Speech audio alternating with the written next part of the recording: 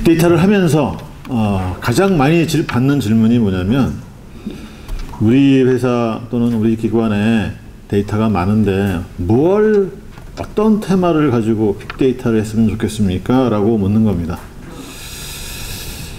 이거를 제가 수없이 많이 다녔는데도 똑같이 다 약속한 것처럼 왜 그러냐 생각을 해봤습니다. 그걸 묻는 분들이 대체적으로 빅데이터 TF팀을 맡고 계신 분들이고요. 당연히 그러니까 나한테 물어보겠죠. 근데 그 TF팀에 계신 분들이 대체적으로 IT를 하시는 분들이에요. 그래서 IT를 하시는 분들이 빅데이터 TF팀장을 맡거나 그 팀을 맡게 되면 당연히 업무를 모르니까 저희들 같은 사람들한테 귀동냥해서, 그것도 풀로 듣는 게 아니라 귀동냥해서 혹시나 들을 만한 게 있을까, 건질 만한 게 있을까, 그렇게 얘기를 하죠. 근데 그러다가 보면 이제 또 그것도 안 되니까 하여튼 자기 이제 데이터 컨설턴트를 이제 초빙을 해서, 우리 회사 데이터 여기 있으니까 한번 분석을 해서 한번 뭔가 좀 테마 좀 끄집어 냈으면 좋겠다라고 얘기를 합니다. 그래서 이제 이게 여러분 굉장히 중요한 스토리는 뭐냐면요, 빅데이터를 데이터에서부터 끄집어 오는, 데이터에서 출발을 해서 뭔가 인사이트를 얻어서 뭔가 내가 필요한 빅데이터 과제를 선정해서 그걸 가지고 이제 업무에 활용하는 방법이 크게 하나 있고요. 이 바텀업 방식이라고 합시다.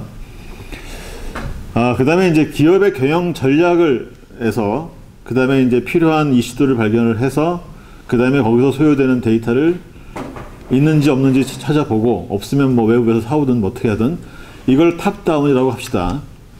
그러면 대부분의 그 현재 접근하는 방식은 바텀업 방식이에요. 그리고 데이터에는 뭔가 있을 것이다. 그걸 이제 조장하는 그런 기사들이 이제 데이터는 21세기 원유다라고 하는 거죠. 우리 회사 데이터가 많은데 그게 원유라고 생각하는 거예요. 저는 그렇게 생각하지 않습니다. 왜냐하면 데이터라는 거는 이게 있는 게 다 데이터가 아니에요. 왜냐하면 그 회사에 가보면 데이터는 많은데 이 데이터를 설명해 줄 수 있는 사람이 없어요.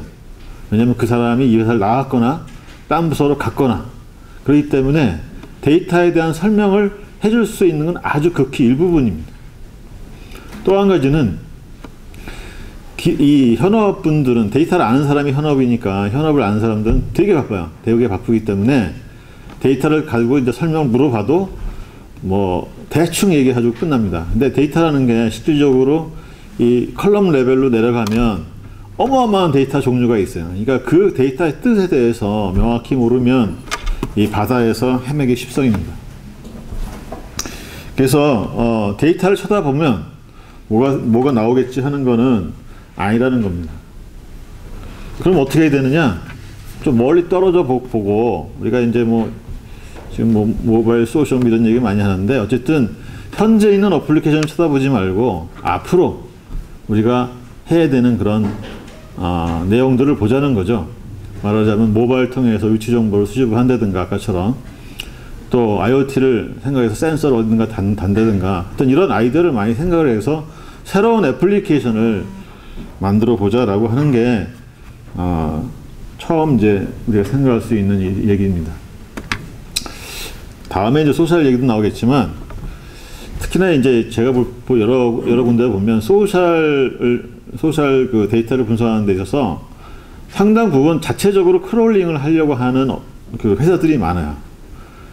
우리 회사 내에 트위터가 됐든 블로그가 됐든 직접 글을 오든가 아니면 업체 서비스를 받아가지고 하든가.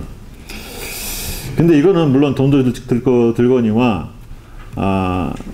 기존에 우리가 소셜 쪽에 분석을 하는 업체가 10개가 넘거든요. 우리나라에. ISP 사업도 하고 있고, 그 다음에 API로 커넥션이 돼 있는데 왜 그걸 안 쓰죠? 내가 직접 해야 속이 풀리죠? 이런 거는 빌려 쓰시면 되는 거예요. 이런 거는. 그래서 소셜 미디어 분석은 빌려 쓰시라고 하는 겁니다.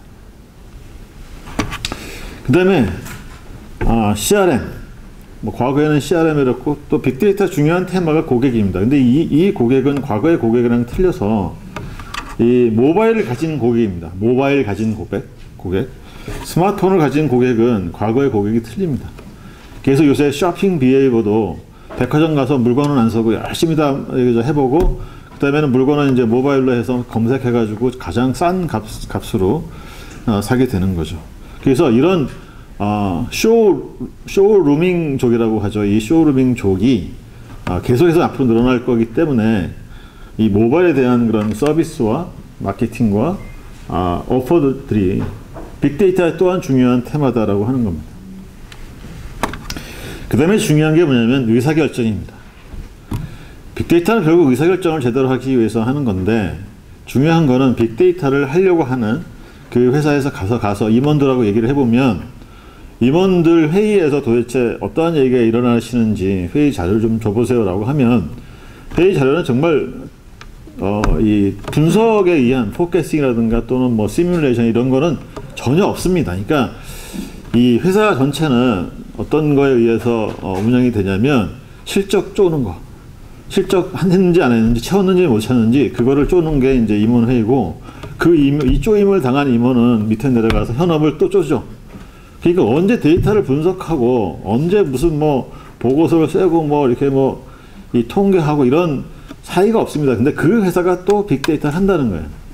이거는 일반 회사도 그렇지만 공공기관도 마찬가지입니다. 공공기관은 그게 더 없어요. 그러니까는 팩트에 의한 경영 체계나 문화가 잡히지 않고 빅데이터를 한다는 것 자체가 어불성설입니다. 그렇기 때문에 가장 중요한 거는 기업에 있는 임원진, 경영진부터 바꿔야 되는 거죠. 감에 의한 또는 실적에 의한 그런 경영을 하는 게 아니라 왜 그런 일이 일어났고 이걸 조정하려면 어떻게 되는지를 연구하는 데 있어서 그런 경영 패러다임이 바뀌어야 됩니다. 그래서 빅데이터는 의사결정을 하기 위해서 필요하다는 거예요. 그래서 의사결정 파트가 있는 부분들을 끄집어내가지고 빅데이터 테마를 삼으셔야 됩니다. 그 다음에 분석은 아시다시피 뭐 디스크립트 어널리시스, 뭐 다이오네시스, 뭐 프리딕티브, 프리스크립티브, 옵티마이저 이렇게 여러 가지를 나누는데 어쨌든 이 나누는 게 중요한 게 아니라 이쪽으로 그러니까 고급 분석으로 올라갈수록 이 통계하는 사람뿐만 아니라 이 비즈니스 전문가가 많이 필요하다는 거예요. 그러니까 우리가 좀 더 고급 분석을 원한다고 하면 이런 사람들이 모여 있어야 한다는 거죠. 근데 이런 사람들이 모여 있기는 한데 서로 대화가 안 됩니다. 각 회사마다. 그래서 IT 하는 사람, 통계하는 사람, 비즈니스 전문가에게 대화가 안 된다는 거죠. 그래서 업무에서 보면 이 세 분류의 사람들이 대단히 많이 커뮤니케이션이 돼야 빅데이터가 추진될 수 있음에도 불구하고 그렇지 못하다는 거죠. 그래서 이 통합 전체를 뭐 아우르는 뭐 그런 사람들이 데이터 사이언티스트라고 얘기를 하지만 실제로 업무에서 보면 데이터 사이언티스트는 사실 머리가 이렇게 이 통계하는 사람 또 IT 하는 사람 또는 업무하는 사람 이게 다른 거거든요. 이게 쉽지 않은 겁니다. 또 한 가지는 중요한 거는 뭐냐면 사례 분석인데요. 사례 분석이 회사에 가장 잘 자기에 맞는 이 수백 개의 사례를 분석을 해서 우리 회사에 맞는 업무 체계를 찾는 것이 굉장히 중요합니다. 그래서 의사결정을 위해서는 분석 프레임워크라는 것이 필요하고 이건 뭐 제가 만든 개념입니다만 그래서 최종적으로 이 회사의 프로세스를 쫙 보면은 거기에 따라서 이 맵을 다 그리셔야 되는 거죠. 그래서 그걸 하나씩 잡아야 되는데 이거보다 더 중요한 게 뭐냐면 빅데이터에서는 퀵윈 자재입니다.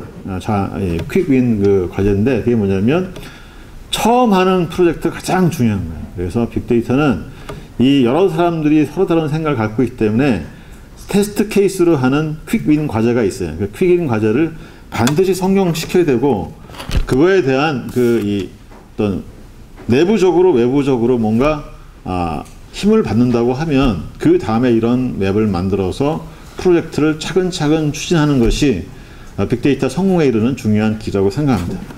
참고적으로 제가 한 8월쯤에 빅데이터 책을 완성을 하게 됩니다. 그때 여러분들 다시 한번 찾아뵙겠습니다. 감사합니다.